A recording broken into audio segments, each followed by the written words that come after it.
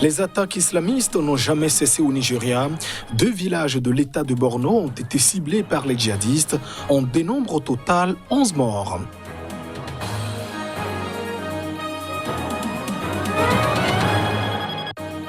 En Côte d'Ivoire, l'opposition est vent debout après la validation de la candidature d'Alassane Ouattara à un 3e mandat.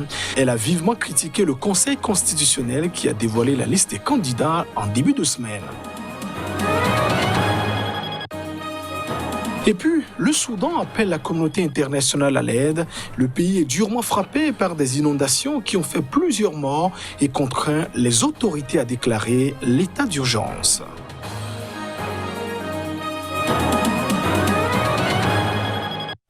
Et voilà pour le sommaire de cette édition. Merci de nous préférer pour vous informer.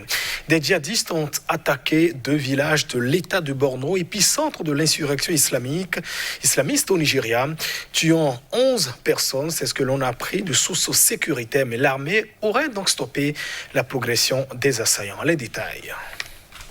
Des combattants motorisés affiliés, selon des sources à l'État islamique en Afrique de l'Ouest, ISWAP, ont ouvert le feu sur des habitants de Wassaram et de Ono. Nous avons retrouvé les corps de 11 personnes après ces 2 attaques, a déclaré à l'AFP Ibrahim Liban, chef d'une milice locale pro-gouvernement. Les djihadistes s'en sont pris aux habitants de Wassaram, à 90 km de la capitale régionale Maïdougouri, parce qu'ils les soupçonnaient d'avoir informé l'armée de leur mouvement alors qu'ils s'apprêtaient à attaquer le marché hebdomadaire de la ville voisine de Ngambou, a-t-il ajouté. Des soldats nigérians ont alors intercepté les combattants islamistes et les ont forcés à battre en retraite, selon un autre milicien, Oumar Hari. Les djihadistes ont attaqué le village sur la route de retour, a-t-il précisé. Plus tôt dans la journée, des combattants de l'ISWAP avaient tué 3 fermiers travaillant au champ près du village d'Aouno, à 65 km de là, ont ajouté 2 miliciens. Par ailleurs, 8 personnes ont été blessées tard mardi lorsque des membres de Boko Haram ont attaqué un convoi civil escorté par des militaires près de la ville de Banki, à proximité de la frontière camerounaise, a-t-on appris de sources sécuritaires. 4 des victimes ont été transportées dans un hôpital à Mora, au Cameroun, en raison de la gravité de leurs blessures, a précisé cette source qui a requis l'anonymat. L'insurrection de Boko Haram est née en 2009 dans le nord-est du Nigeria avant de se propager dans les pays voisins comme le Cameroun, le Niger et le Tchad. Depuis cette date, plus de 36 000 personnes, principalement au Nigeria, ont été tuées et 3 millions ont dû fuir leur domicile selon l'ONU. En 2016, le groupe s'est scindé en 2 branches, la faction dirigée par son chef historique Aboubakar Shekau et l'ISWAP affiliée au groupe État islamique.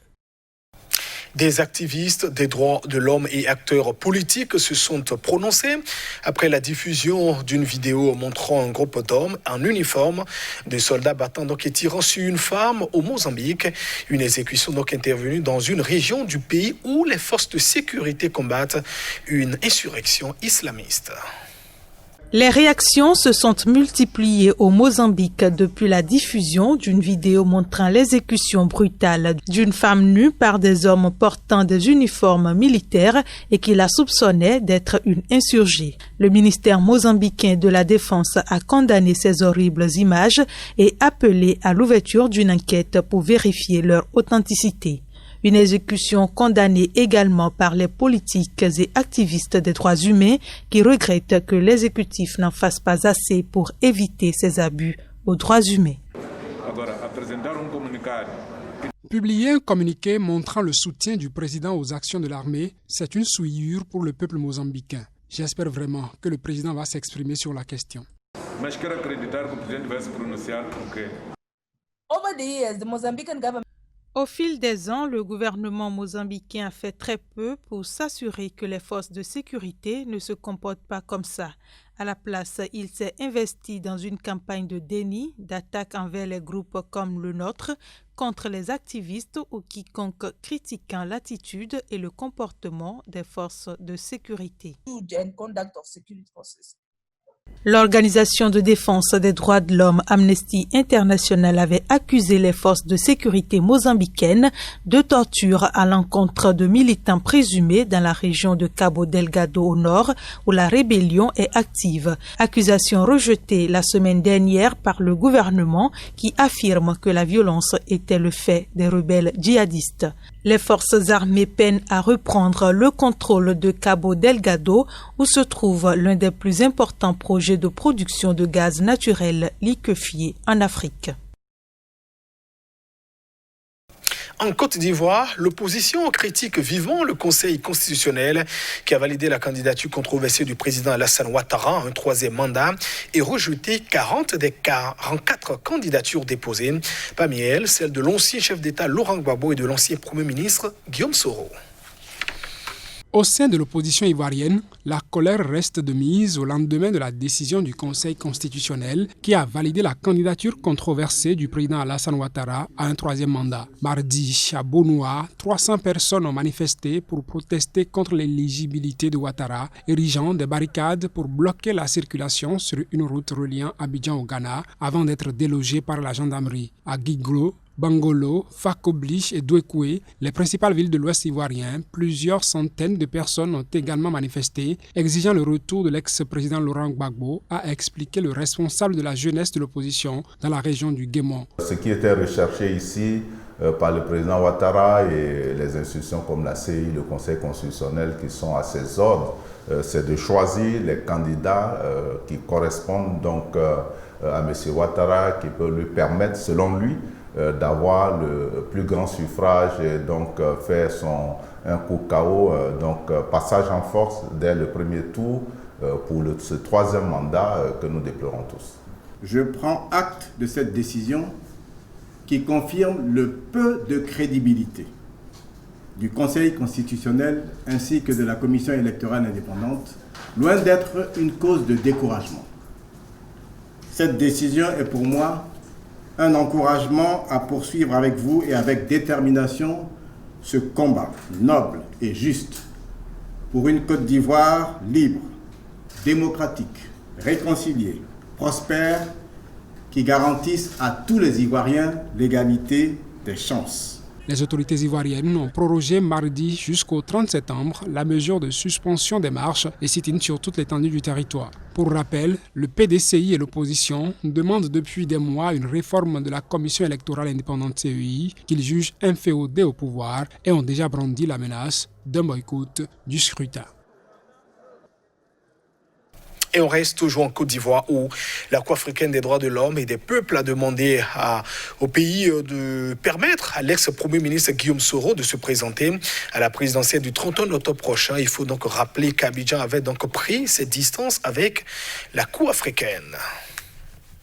La Cour africaine des droits de l'homme et des peuples, CADHP, ordonne à l'État de prendre toutes les mesures nécessaires en vue de lever immédiatement tous les obstacles empêchant Guillaume Soro de jouir de ses droits d'être élu et d'être élu notamment lors de la présidentielle d'octobre 2020, selon le test de l'ordonnance publié sur son site internet. Lundi, le Conseil constitutionnel ivoirien a refusé 40 des 44 candidatures à la présidentielle d'octobre, dont celle de Soro ou de l'ancien président Laurent Gbagbo. Elle a en revanche validé la candidature à un troisième mandat controversé du président sortant Alassane Ouattara. La Côte d'Ivoire a retiré sa déclaration de compétence à la CADHP, dont le siège est à Arusha en avril 2020, et de fait se désintéresse depuis de ses décisions. Ce retrait était justement intervenu après que la Cour ait ordonné de suspendre les procédures judiciaires à l'encontre de Soro qu'il avait saisi. L'ex-président de l'Assemblée nationale ivoirienne a été condamné à 20 ans de prison pour recel de détournement de deniers publics. Il est aussi accusé de tentative d'insurrection. Saisi par l'opposition, la Cour africaine avait également demandé l'année dernière à la Côte d'Ivoire de réformer sa commission électorale en vue de la présidentielle. Les autorités avaient été très lentes avant de mettre en place une réforme critiquée par l'opposition qui avait à nouveau saisi la Cour. Depuis des mois, l'opposition met en cause la commission électorale indépendante, l'accusant d'être inféodée au pouvoir. La crainte de violences meurtrières à l'approche du scrutin du 31 octobre est forte, 10 ans après la crise née de la présidentielle de 2010. Plus de 100 morts, 12 000 habitations détruites ou endommagées et de nombreuses terres agricoles ravagées. Le Soudan fait face depuis quelques jours à des inondations et pluies d'une ampleur inédite. Le pays connaît donc chaque année d'importantes inondations de juin à octobre, mais le niveau du Nil a atteint cette fois-ci 17,62 mètres, ce qui inquiète évidemment les autorités. Le Soudan a appelé la communauté internationale à lui fournir plus d'aide pour faire face aux conséquences des inondations dévastatrices qui touchent le pays depuis mi-juillet et qui ont contraint Khartoum à déclarer un état d'urgence. La situation sanitaire au Soudan n'était déjà pas brillante et elle est devenue depuis toujours difficile, a déclaré lundi le ministre soudanais des Affaires étrangères, Omar Kamardine, à Khartoum après une livraison d'aide en provenance de Bahreïn. Les gens auront de plus en plus besoin de médicaments et d'unités médicales mobiles car le pays est très vaste, a-t-il ajouté. Plus de 650 000 Soudanais ont été affectés par les inondations depuis le début de la saison des pluies, d'après des Nations Unies qui ont souligné lundi que les pluies torrentielles accroissent par ailleurs les risques de maladies et entravaient les efforts de lutte pour contenir la pandémie de Covid-19. Plus de 100 personnes sont mortes et une cinquantaine ont été blessées au total durant ces inondations et pluies torrentielles d'une ampleur inédite, selon le dernier bilan de la défense civile soudanaise. En outre, plus de 110 000 habitations ont été détruites ou endommagées et de nombreuses terres agricoles ravagées. Les inondations ont dépassé les prévisions et nos partenaires manquent de provisions, ont déploré le Bureau de la coordination des affaires humanitaires OCHA dans un rapport publié lundi. L'Égypte, l'Arabie Saoudite et les Émirats Arabes Unis ont envoyé ces dernières semaines des tonnes d'aide humanitaire pour soulager le gouvernement soudanais. La saison des pluies au Soudan s'étend habituellement de juin à octobre et le pays connaît chaque année d'importantes inondations. Mesdames et messieurs, ainsi prend fin cette édition. Merci de votre attention. Au revoir.